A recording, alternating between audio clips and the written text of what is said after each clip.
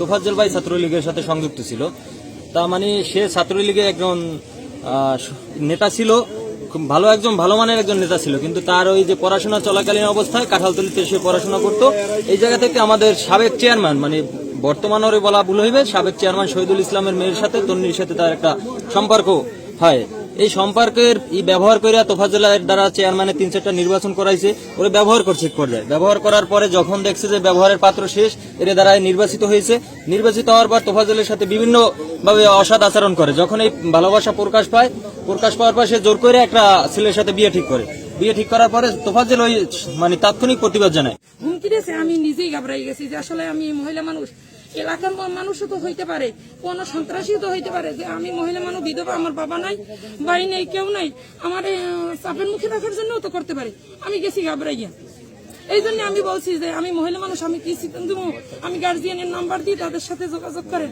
ওর সাথে আমার শুধু 3টে কথা হয়েছে, ভাবি আমি তোফাজ্জল, আমি মোবাইল চুরির ইতে ধরা পড়ছি, আমার কাছে টাকা আছে। একটুর পরের ছেলে ওই ফোনটা কাটিয়ে দেয়, ওই নাম্বারে আবার ফোন দেয় যে আমার হয় কি।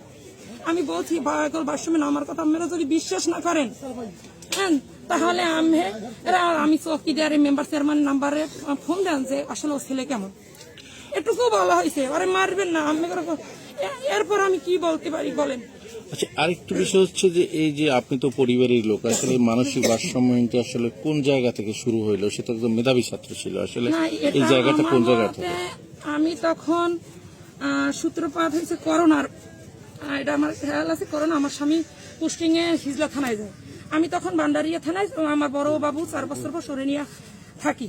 পরে করোনার যখন বন্ধ হয় তখন আইসে আমার হাজবেন্ড বলে যে করোনা এখন আমি হিজলা, তুমি বাড়ি যাও।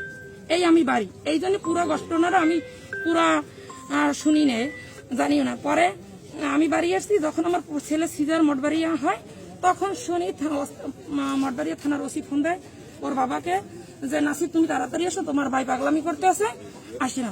এই সে তার আমার বাসুর আছে, মানিক খেলি যে বাসুর আছে, তাদের নিয়ে সে ওরে ধরিয়ে নিয়ে আমাদের পুরান বাড়ি নাচনা বাসিয়ারমান বাড়ি, মানিক বাসিয়ারমান বাড়ি, ওই বাড়ি রাখিয়ে চিকিৎসা করা শুরু করে। যে ও মানসিক ভারসাম্যহীন, ওর মাথার সেন্স নাই। আমার স্বামী 1 মাস ছুটি নিয়ে এসে ওর সেবা যত্ন করার অনেক আত্মীয় স্বজন সবাই চেষ্টা করছে, কেউ গাফিলতি করে নাই, কিন্তু ওর মাথায় সমস্যা কোনোখানে বেশি দিন থাকে নাই। পরে পরবর্তীতে ওরে রিহাবেও দেওয়া হয়। রিহাব থেকে আসার পর ও মোটামুটি ভালো ছিল। আমার হাজবেন্ড পরে ওরে থানায় নিয়ে যায়, রাখছে কাছে। পরে আবার আসতে বেশি দিন থাকে না, না জানিয়ে চলে আসে। আসার পর আমরা পরে শুনি যে এনামুল বাড়ি গেছে।